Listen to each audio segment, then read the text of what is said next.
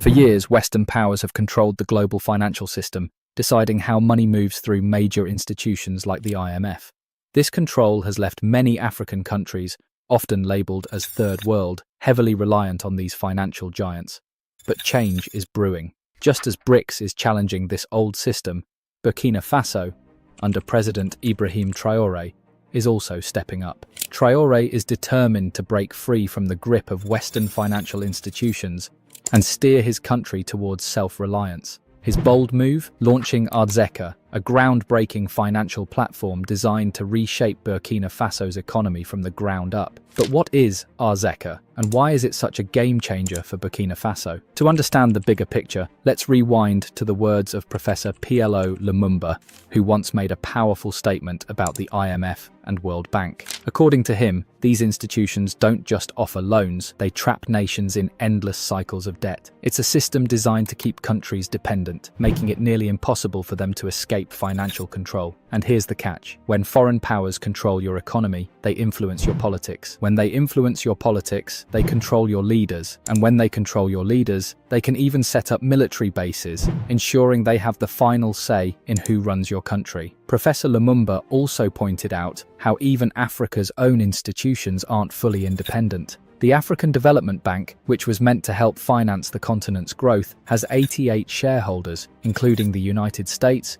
Japan, France, and the UK. With such heavy foreign influence, its original mission has been diluted. This is why financial independence is so crucial for Africa. Leaders like Thomas Sankara recognized this decades ago. He famously rejected loans and conditions from the IMF and World Bank, pushing instead for true economic freedom. Today, President Traore is walking a similar path, determined to rewrite the rules for Burkina Faso's future. If you are still watching this video, it means you love it. Why not take out a second and hit that like button? Have you done that? Let us move on. Burkina Faso has taken a bold leap toward financial freedom with the launch of AZERKA, a brand new digital platform designed to transform how money flows in the country. Unveiled on January 30th, 2025, in the heart of Ouagadougou, this platform isn't just another financial tool, it's a game changer for everyday Burkinabe. The name AZERKA means wealth in the Moor language, and that's exactly what it aims to build, not just for the government, but for the people. Think of it as a giant hub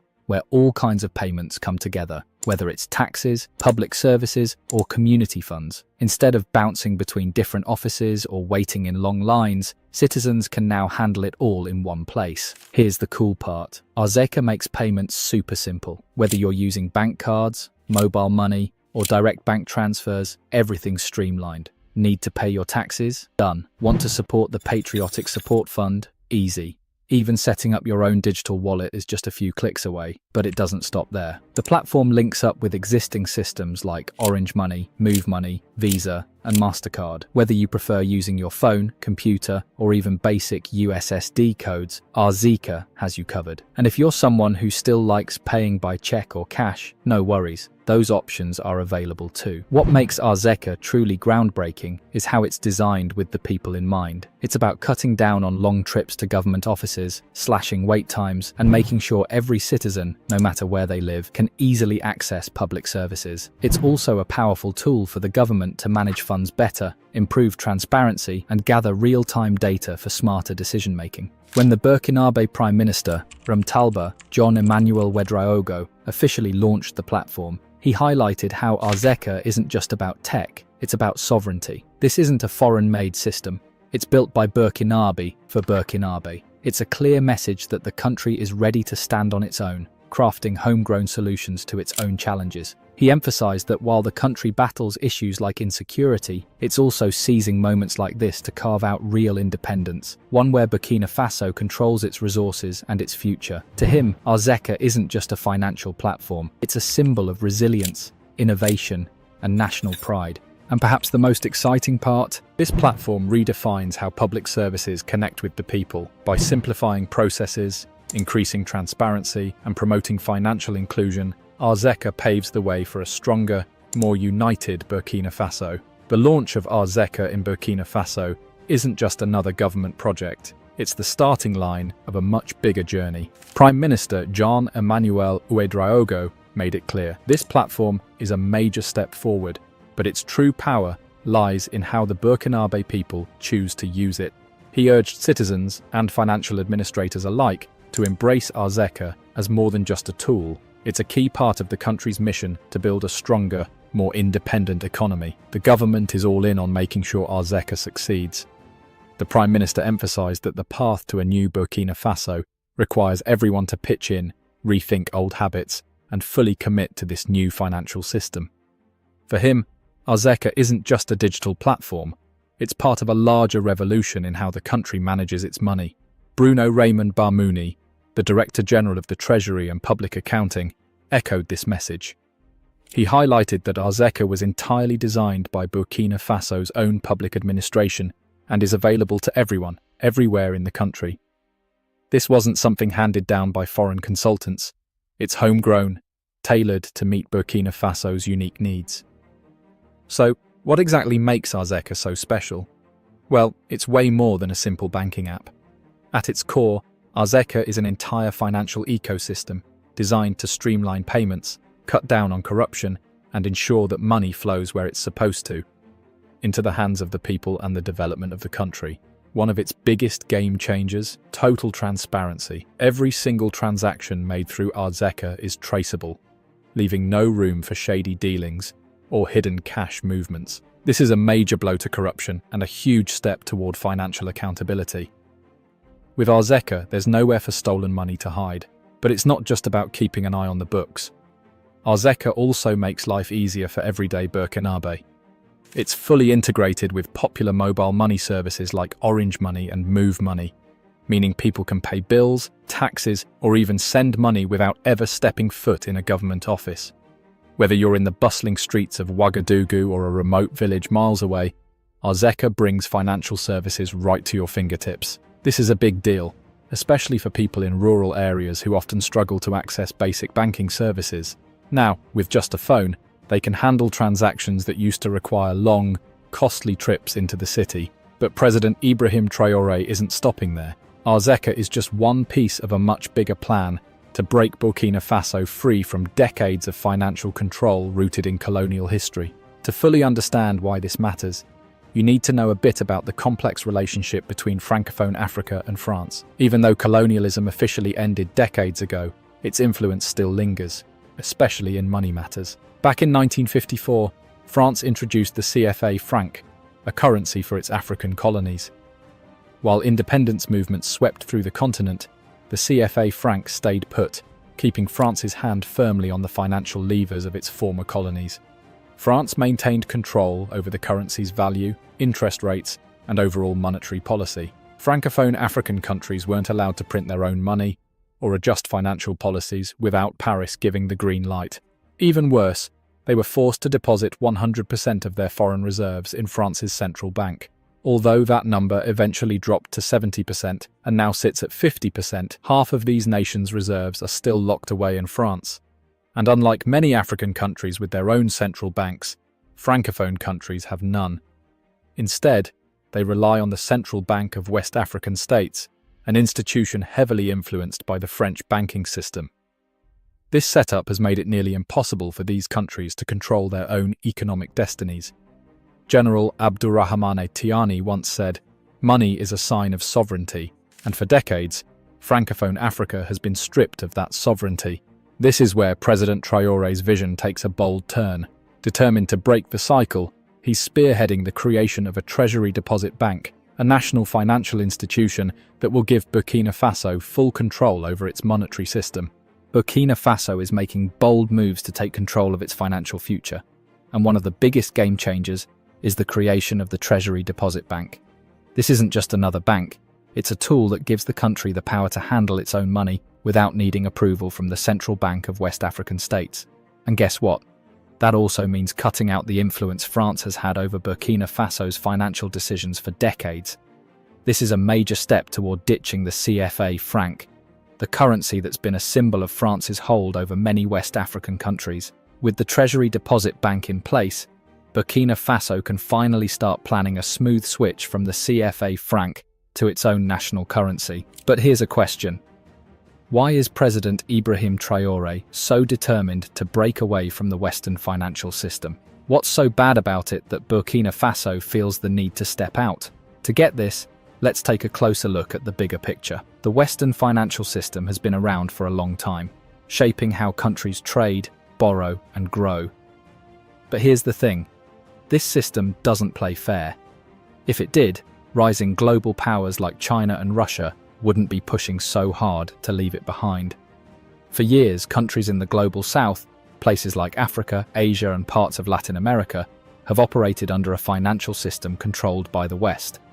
It's like playing a game where the referee is also your opponent. The rules seem set up to favor Western powers, leaving others at a disadvantage. Add the dominance of the US dollar to the mix, and things get even trickier. Because the dollar is the world's go-to currency, countries that rely on it are left vulnerable to Western politics and economic decisions. A single policy change in Washington can send ripples, or even tidal waves, through other countries' economies. Take Russia, for example.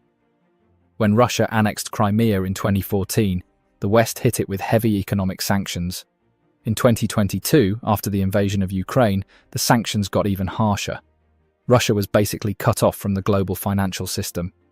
Its banks were frozen out, its trade routes restricted, and its economy took a massive hit. But it's not just Russia. Other countries have faced similar sanctions for going against Western interests. It's like the global financial system has become a weapon, not just a tool for trade. This is why countries in the BRICS alliance, Brazil, Russia, India, China, and South Africa, started looking for alternatives. They wanted a system that couldn't be used against them every time political tensions flared. Their solution? BRICS Pay, a payment network that lets member countries trade directly using their own currencies, bypassing the US dollar completely. BRICS Pay isn't just about avoiding sanctions, it's about freedom. The freedom for countries to control their own money, make their own decisions, and stop living under the shadow of Western influence. Now let's bring this back to Africa. African countries, especially those still tied to the CFA franc, know this struggle all too well. The colonial-era currency has kept countries like Burkina Faso locked in an unfair financial system for decades. But that's just one piece of the puzzle. Let's talk about two massive global financial institutions, the World Bank and the International Monetary Fund, IMF. On paper, these organizations were created to help countries grow, fight poverty, and stabilize economies. But according to leaders and activists from around the world, the reality looks very different. In October of last year, during a major meeting in Marrakesh, Morocco, something huge happened. While the World Bank and IMF held their annual meetings, another gathering, the Global People's Tribunal on World Bank and IMF, took place nearby. This wasn't an official event. It was a people-powered one. Communities from countries like Ecuador, Egypt, Kenya, Malawi, Mexico, and Zambia showed up to tell their stories. And what they revealed was shocking. Speaker after speaker shared how the very policies that were supposed to help their countries were actually making life harder. Massive loans from the World Bank and IMF often came with strings attached, rules that forced governments to slash budgets for things like schools, hospitals, and food programs. To make matters worse, these loans piled up national debt, pushing countries deeper into financial holes they couldn't climb out of. Fuel subsidies, gone. Farming support, cut. Public services, slashed to the bone. Meanwhile, everyday people were left struggling to afford basic necessities as prices soared. But the worst part? While ordinary people were drowning in debt and poverty, the wealthiest elites in these countries were reaping the rewards. The tribunal revealed how the IMF often acts more like a global debt collector than an economic savior, making sure rich creditors get paid while the poor suffer the consequences. The stories shared in Marrakesh exposed a brutal truth. The system isn't broken. It's working exactly as it was designed to. And for many, it's nothing short of a scam. So what exactly do people mean when they call the IMF the biggest scam of the century? To get the full picture, we need to rewind the clock, way back to the end of World War II. Europe was a total mess. Cities were reduced to rubble, food and fuel were scarce, and entire economies were falling apart. Things got so bad in Germany that people actually started using cigarettes as currency. Yes, cigarettes. That's how desperate things were. Western leaders saw the chaos and panicked. They feared that if they didn't fix things fast, communism could spread. and violence would erupt again. So, in 1944, 44 countries gathered in a quiet town called Bretton Woods, New Hampshire. Their goal? To create a system that would rebuild Europe's economy, keep global trade stable, and most importantly, prevent another world war. Out of this historic meeting came two major financial powerhouses, the World Bank and the International Monetary Fund, IMF. The World Bank's original job was simple: help Europe rebuild by offering loans for long-term projects like roads, schools, and hospitals. The IMF, on the other hand, was the watchdog, making sure the global financial system stayed steady and countries didn't fall into chaos. But here's where it gets interesting. Over time, the World Bank's mission expanded beyond Europe. It started focusing on reducing extreme poverty around the world. Sounds noble, right? And the IMF? It stuck to its original role, helping countries stabilize their economies. At least, that's what it claims. Out of the 44 countries that created these two global financial giants, guess how many were African? 0. Not a single African country had a seat at the table. In fact, most African nations were still under colonial rule at the time, fighting for their independence.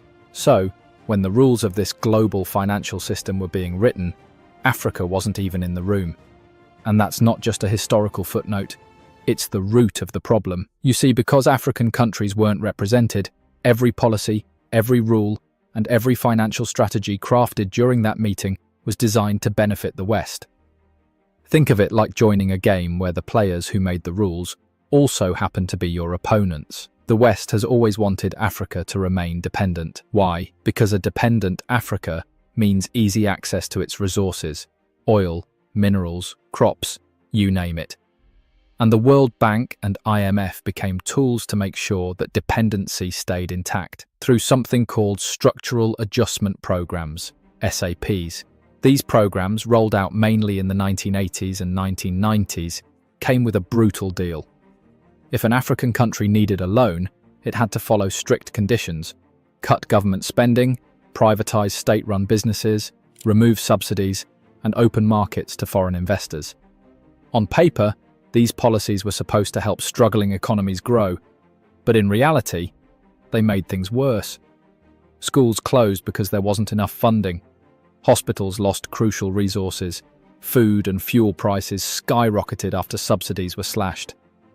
Meanwhile, European multinational companies swooped in, buying up African industries and raking in huge profits. And it didn't stop there. These policies pushed millions into deeper poverty. Incomes dropped, jobs vanished, whole economies stagnated. African nations, still trying to find their footing post-independence, were thrown into decades of debt, recession, and hardship. To this day, the ripple effects of these programs are still felt. The wealth gap between Africa and the rest of the world widened, locking many countries into cycles of debt and underdevelopment. And this is why leaders like Ibrahim Traore of Burkina Faso are taking bold steps to break free from this system. They want their countries to control their own financial futures, without Western strings attached.